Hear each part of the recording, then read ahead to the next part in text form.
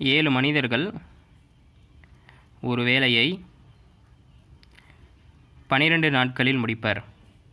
அப்படி 7 பேர் ஒரு வேலையை 12 நாட்களில் முடிக்கிறாங்க. அவர்கள் வேலையை ஆரம்பித்து 5 நாட்களுக்கு பிறகு 2 மனிதர்கள் வேலையை விட்டு சென்று விட்டனர். அப்போ 7 பேர் சேர்ந்து ஒரு வேலையை 12 நாட்களில் முடிக்கிறாங்க. அப்படி வேலையை ஆரம்பிக்கும்போது 5 நாட்களுக்கு பிறகு அந்த 7 பேர்த்திலிருந்து 2 நபர்கள் என்ன செய்கிறாங்க, வேலையை விட்டு சென்று விட்டனர்.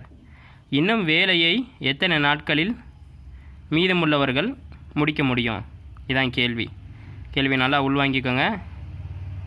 7 பேர் ஒரு வேலையை 12 நாட்களில் முடிப்பர்.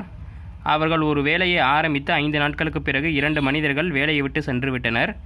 இன்னும் எத்தனை நாட்களில் மீதமுள்ளவர்கள் அந்த வேலையை முடிப்பர்? அப்போ 7 பேர் 12 நாள் ஒரு வேலை. அப்படி வேலையை செய்ய ஸ்டார்ட் பண்ணும்போது 5 நாட்களுக்கு பின்னாடி 7 மனிதர்களிலிருந்து 2 மனிதர்கள் வேலையை விட்டு போயிடுறாங்க.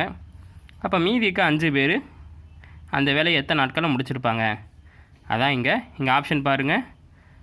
5.8, 6.8, 9.8, டி ஆப்ஷன் 8. அப்போ இதுக்கான எளிய முறை என்ன அப்படின்னா, மொத்தம் எத்தனை வேலை? 7 பேர் ஒரு வேலையை 12 நாட்களில் முடிக்கிறாங்களா? அப்போ மொத்த வேலை 7 × 12 எத்தனை பங்கு? 84 பங்கு. அப்போ ஒரு நபருக்கு ஒரு பங்கு. அப்போ 7 பேருக்கு 7 × 12. அப்போ ஆளையும் அந்த நாளையும் பெருக்கிட்டோம்னா நமக்கு பங்குகள் கிடைக்கும். அப்போ 7 பேர் 12 நாட்களில் எத்தனை பங்கு வேலையை முடிப்பாங்க? 84 பங்கு வேலையை முடிக்கணும்.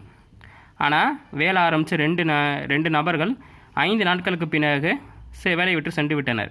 அப்போ 7லிருந்து அது 5ஆக குறையுது. அப்போ நல்லா கவனிங்க. அப்போ 7 × 5 அப்போ எத்தனை பங்காக மாறுது? அது 35ஆக மாறுது.